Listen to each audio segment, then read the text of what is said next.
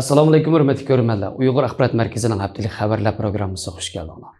Men Muhammad Izzat. Bugun 2023-yil 5-oyning 2-kuni seshanba.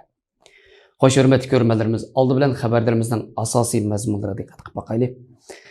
Xitoy josuslikka qarshi yangi qonun ma'qulladi. Angliya diplomatiya ministri Xitoy bilan ijobiy munosabat o'rnatish kerakligini ilgari surdi. Dərin baylarının cəza lagerlərdə degan kitabı Paris tilida nəşr qilindi. Pakistan Xitoyga yana sadoqat ko'rsatdi. Kanada bosh ministri Xitoyning liti ishlab chiqarishda majburiy emgakdan foydalanayotganligini bildirdi. Tövəndəki xabarlarimizdan təfsili mazmunlarda basın.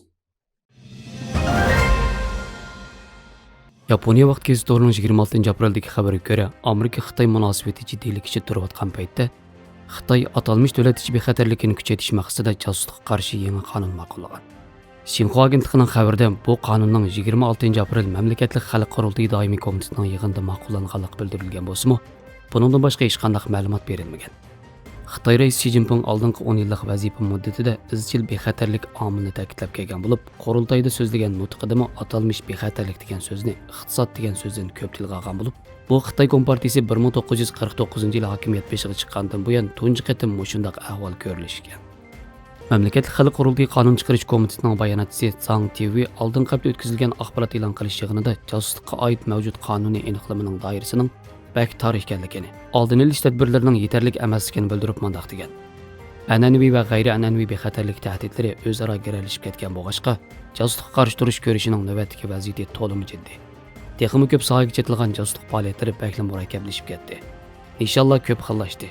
Josuslik vositalarimi barg'ansir yoshirilashdi.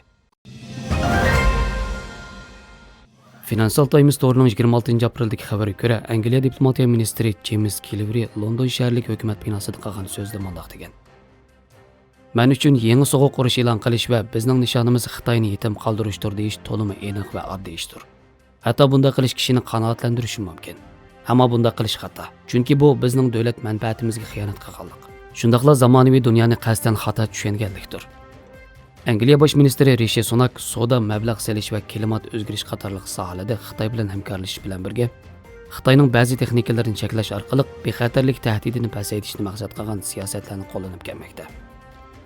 Cleverly yana Xitoyning bugungi dunyoviy ta'sirini maqtab uchirib, klimat o'zgarishidan yuqumgacha iqtisodiy muqimlikdan yadro qurollarining kengayishigacha bo'lgan hech qanday cho'ng dunyoviy masalani Xitoysiz hal qilib bo'lmaydi degan. Ammo o'zining Uyg'urlarning irqiy qirg'inchilik uchrayotganligini rasmiy e'tirof qilgan bir davlatning amaldor ekanligini esiga olgan Cleverly so'zining oxirida Uyg'urlar haqida mundaq deyishni unutmagan. Biz Uyg'urlarning ziyonkashlikka uchraganligidan qattiq g'azablandik. Bu xil hissiyot davlatimizdagi va dunyo miqyosidagi hammaga o'rtaq. Biz Sharq Turkistonda yuz berayotgan ishlarga sal qarashga yoki bir chetga qayirib qo'yishga yo'l qo'ymaymiz.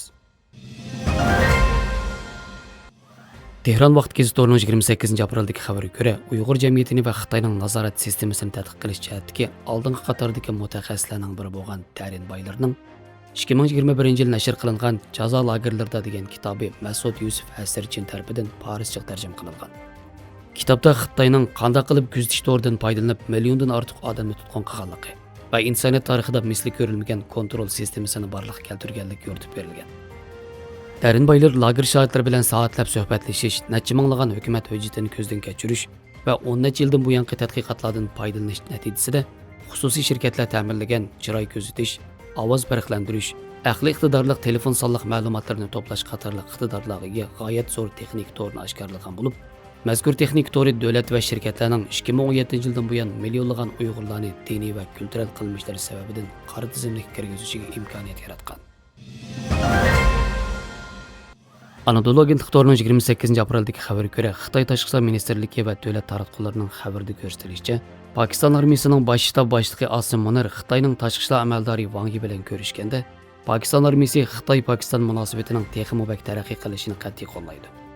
Xalqaro vaziyatda qanday o'zgarish bo'lishidan qat'iy nazar, Pokiston hamisha Xitoy bilan bir safda turib, jafo mushaqqatni tang tortadi degan. Asim bilan Wang Yi ko'rishgan kuni Pokiston bosh ministri Nawaz Sharifmi Xitoy bosh ministri Li Qiang bilan telefonlashgan bo'lib, Nawaz Sharif Li Qiangning vazifaga o'tirganligini tabriklagan hamda Pokistonning Xitoyning zimin butunligiga hurmat qilganligini, Tayvan, Tibet, Sharq Turkiston, Hong Kong va Janubiy Xitoy dengizi masalalarida Xitoyni qat'iy qo'llaydiganligini ta'kidlagan. Wang Yi Asimonlarga mundaq degan. Pakistan armiyasi Xitoy bilan Pakistan orasidagi o'zaro hurmatlashish, ishonish va qo'llash ustiga qurilgan va xalqaro vaziyatdagi o'zgarishlarning siniqidan o'tgan po'latdek mustahkam do'stlikning qat'iy himoyachisidir.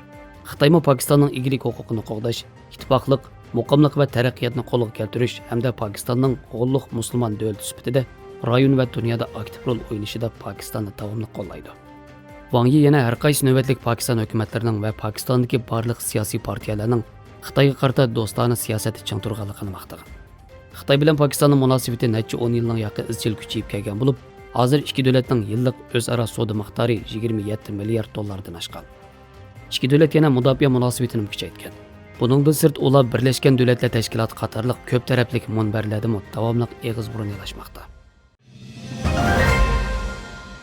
Economic Times Store'ning 29 aprildagi xabariga ko'ra, Kanada bosh ministri Justin Trudeau 28 aprel Kanadaning to'kliq mashina va boshqa batareyalar uchun zarur bo'lgan asosliq metallarni ishlab chiqarishni ilgari surish tirishchanligi haqida to'xtalganda, Xitoyning litiy ishlab chiqarishda majburiy emgakdan foydalanayotganligini bildirgan.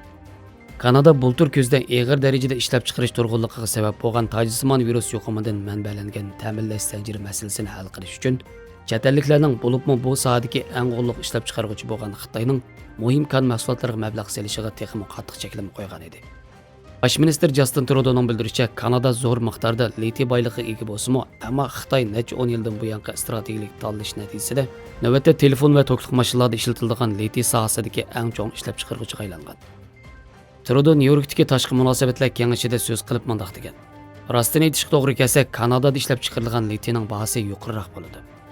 Chunki biz qo'l emgakidan foydalanmaymiz.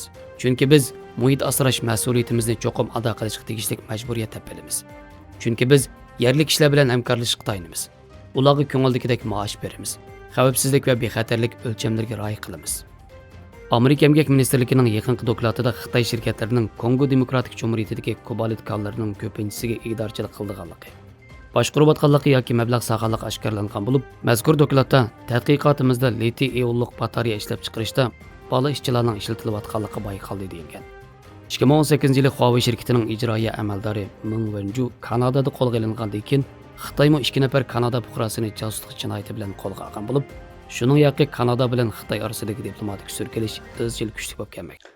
Xabarlarimizni ko'rganingizga rahmat. Ko'rishguncha omon bo'linglar. Xayr xo'sh, Allohga omonat.